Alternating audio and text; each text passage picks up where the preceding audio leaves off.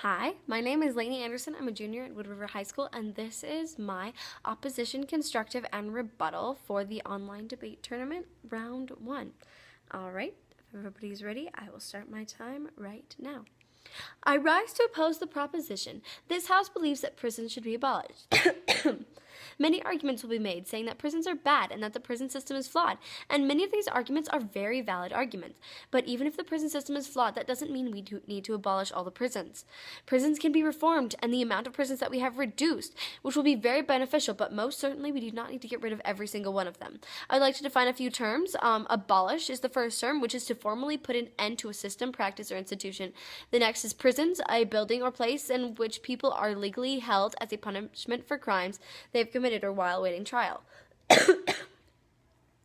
I reserve the right to define any other terms seen necessary throughout the round and to look at framework or a topic analysis or a way to judge the round.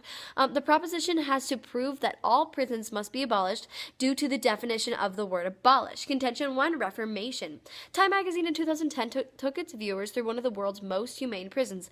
The setup of the prison is so much like a hotel or dorms. They are nice and well kept. To quote the magazine, the maximum sentence in Norway, even for murder, is 21 years. Since most inmates will eventually return to society, prisons mimic the outside world as much as possible to prepare them for freedom. This is the setup. This is what we need to be doing. This is how other countries need to be reforming their prisons to mimic the outside world so that when people come in, they will be able to go back into society and not have crime rates as high as they were. And so we need to be taking the money that will happen from reducing the prisons and using this to reform the prisons and reshape the system that we have right now, which is obviously a very flawed system, to say it nicely. So yeah, contention 1, talking about reforming these prisons and also reducing the amount of prisons that we have. Therefore, we're going to have more money and we're going to have nicer quality prisons. So second, contention 2, included in the definition of prison are things such as military prisons. So dangerous people all the way from terrorists to serial killers need places to be held. Prisons should be used as a last resort for cases where people have been put on trial and there are no other options.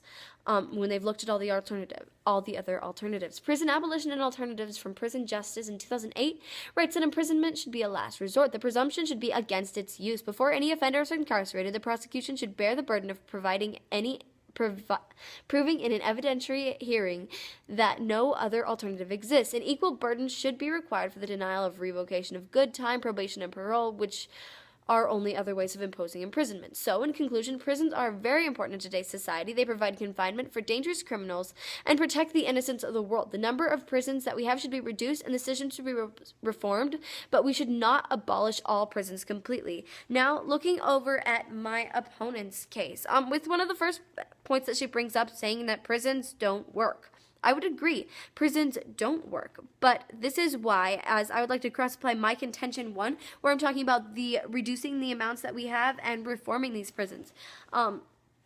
We should be using alternatives as much as possible, which is the plan that I'm running. And prisons should be used only as a last resort, but they are very, very valuable as a last resort because when you have people like serial killers that you can't do anything else with, they need to be detained somewhere while they're awaiting their trial so they can get here to go to trial and perhaps be sent to somewhere they can get help.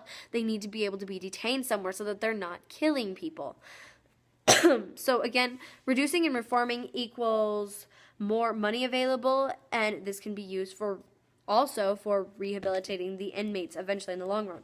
The next thing she talks about is that prisons focus on punishing one primary group of people.